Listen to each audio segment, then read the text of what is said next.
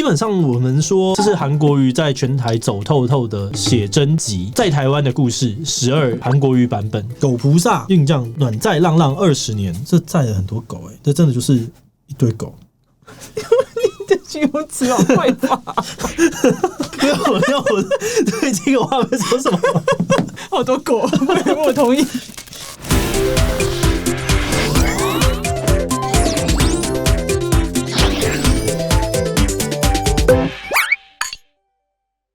Hello， 大家好，我是志祺。那今天好奇机器要来开箱的是最近新书排行榜冠军韩先生来敲门。我们想来看看这本书到底在红些什么。当然，我怕我自己一个人品会太偏颇，所以呢，我找了我们的剪辑思秀跟我一起来。好，只不过呢，在开始之前呢，还是先进一段工商服务时间。台湾第一场专门为 YouTube 影音创作者举办的年会 FitCon 即将登场喽。不管你是刚踏入 YouTube 圈，还在努力杀出重围，或者是已经有点成果，正在思考变现或其他问题的创作者这场年会都会帮助你突破困境。明确的知道下一步要怎么走。这场年会由台湾新媒体影音创作者协会主办串联了多位顶尖创作者，一起分享他们在内容策略、个人发展、影音趋势以及商业洞察的经验和观点。除此之外呢，协会还邀请到 YouTube 官方代表和 Press Play 为大家提供最准确的平台动向和建议。那如果你还不是创作者，但正在准备入行或者是有兴趣了解，当然也能参加。而这场年会呢，将在2022年的1月12日登场。除了现场席位呢，也有线上影片票可以让大家远端参与。目前优惠票种正在热烈的贩售当中，那因为数量有限，所以有兴趣的人请点击下方的资讯栏连结，了解更详细的活动内容后速速报名吧。好，我们就先来从外观分享看看好了。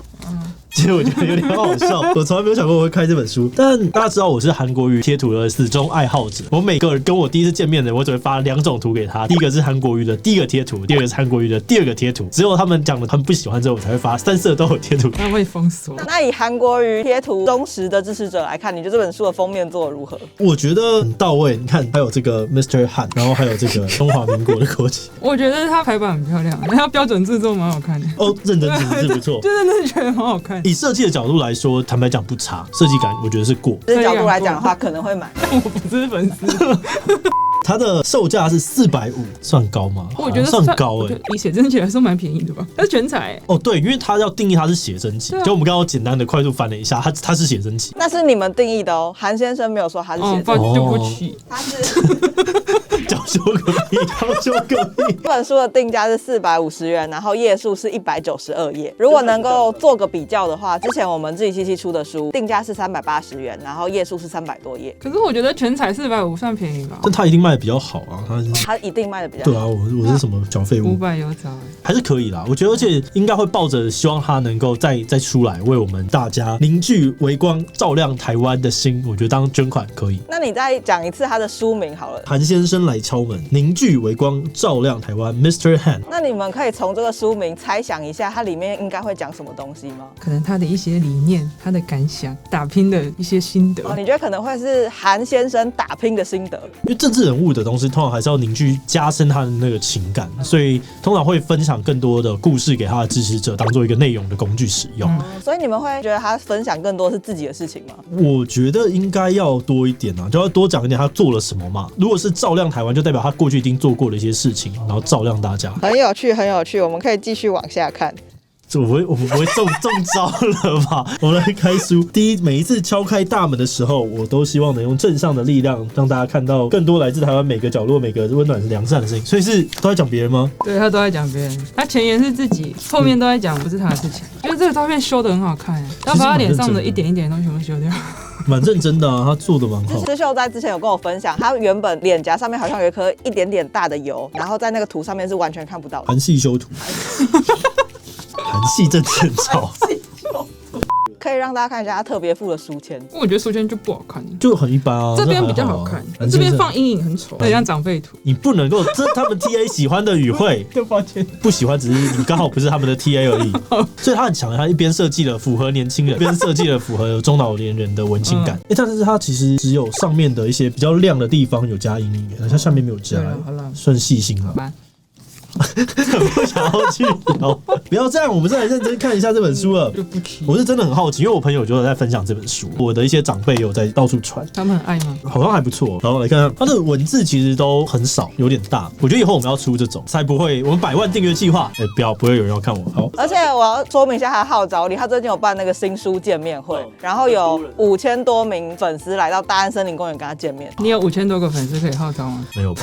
我觉得他们不会来。我昨天就问团队说，这个5000多粉到底多不多？他们就说当然多啊，多啊，半个小巨蛋呢。他们就说，拜托他可是获得500万票人呢，500万票可以拿5000个，我们自己七七只有90万人，这样只会来几个？我们应该也是可以招到个100、200啊，我觉得有机会。想要留言一下。可是他写真部分还是会让我蛮疑惑的，就是为什么要拍叶子？要创造情境，没有，你要让大家进入那个空间里面有情境，就跟电影的过场画面一样，他到底来到了哪里？还有那个 feel。对，没有，你看这边是日光小林，它是在代表了一个重生，他从这边这样。我觉得照片拍超好看。对啊，设计那你们先看一下重视。前言好了，来看看韩先生想要跟你们讲什么。他希望用有意义的行动表达我对大家最真挚的感谢。他只有一颗秃头，能够反射出来一种微光。当微光聚集中一处角落会灿烂发光。被烧起来了。 2020年1月11日晚上，人们说寒流终于退了。除了支持者们的唏嘘感慨，我也可以感到好多人松一口气。这个不按牌理出来的兔子终于不再轻易威胁到他们的舒适权。吃香喝辣的可以继续吃香喝辣，利益交换的可以继续利益交换，争夺地盘的可以继续争夺。很演讲，就他这是不是文字，这是演讲的那个。你可以想象这个吃香喝辣的可以继续吃香喝辣，然后再转利益交换可以继续利益交换，争夺地盘的争夺地盘，还真的继续把你们压在一起，然后就哇。那站在一个立场跟他比较不一样的人的角度上面，就会觉得说，你说这些事情，不管你在或不在，都一样会继续发生的。就是你在与不在，其实没有差。但他就是一如既往的把这些话喊出来，就能够号召起大家心中的感觉。我觉得其实很厉害，我觉得他在号召这件事情上真的很强。因为我们那时候有去那个韩流的那个现场嘛，然后我就觉得大家的那个光荣感跟荣耀感，他们真的有被凝聚回来的。我们来看一下的目录，他这边敲了12次。第一次呢是这个小林村狗菩萨运将，大爱的滋养万物，所以它是乡村走透透的记录。后面跟他没什么关系，他都在介绍别的组织。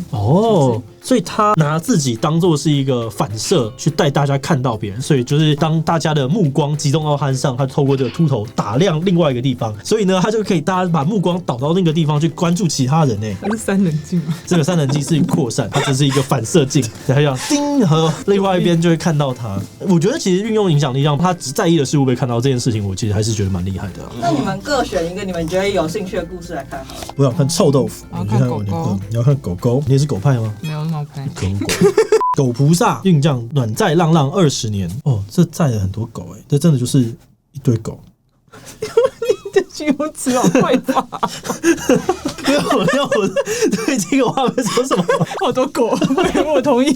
他就在讲说，这尤先生他是一个多次协助别人载送狗狗啦，保养这只狗啊米克斯的庇护的一个过程。你可以看看内容，他其实没有在讲你有看过的事情，而且他的故事其实介绍超级无敌简单，然后再给一个劝募平台的这个 QR code， 还有导购，不是导购，导流，对，这就是刚刚讲到的秃子的微光照亮世界的角落。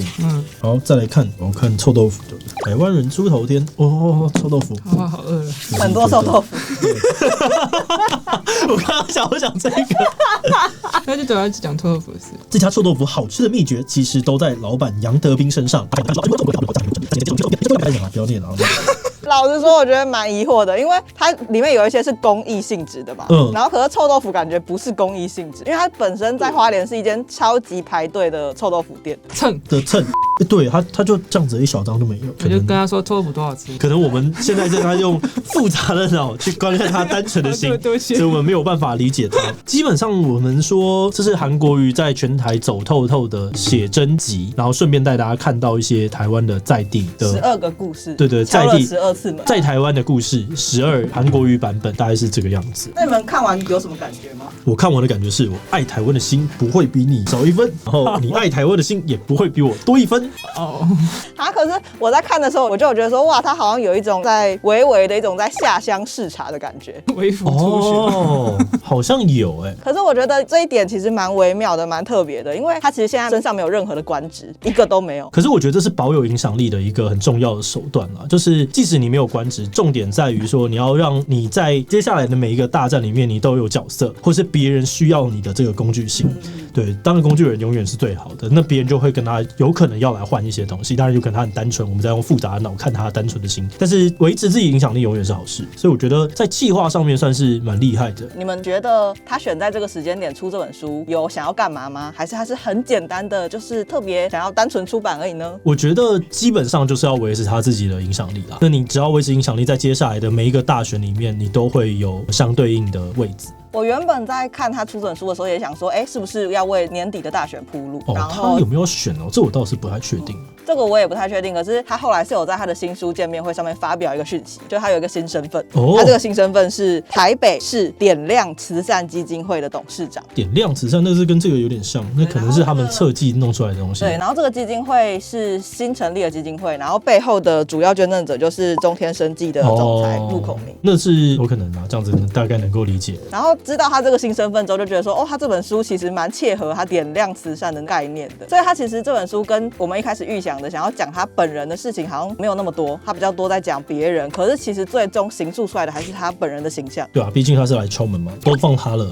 那有没有看完之后觉得这本书值得买吗？我觉得以粉丝的角度来讲，可能还是会值得买吧，但是我的话就还好，我应该不会买。那如果你是粉丝的话，看到之后会觉得太水吗？我觉得不会我觉得反而你这样看得完你很多密密麻麻的字反而那些人看不完。对，因为现在其实真的愿意读文字的人真的是偏少，所以我觉得这本书算是很知道自己的受众干嘛了以及目的要干嘛的一本书。所以虽然非支持者看起来会觉得说字怎么这么少，然后图这么多，觉得很水，可是支持者可能会真的是觉得很水。对啊，但即使你看你可能不是他的支持者，你看了你也会感受到他想要表达出来的那个形象有跟你之前一开始觉得他的样子不一样，因为文字本身就是跟现场的那个东西是不一样的，然后他同时可以透过这一本书他去举办的活动展现他的动员力跟号召力，这个事情呈现出来的画面影响力是比很多单纯这本书还有重要的。就是也是因为这一次他号召，然后我才觉得说哇，原来他到现在还有一定的影响力存在。就是你看这个就是他要回答的问题，如果大家都觉得说他已经过气了，他已经怎么样，他就直接很简单的出一本书告诉你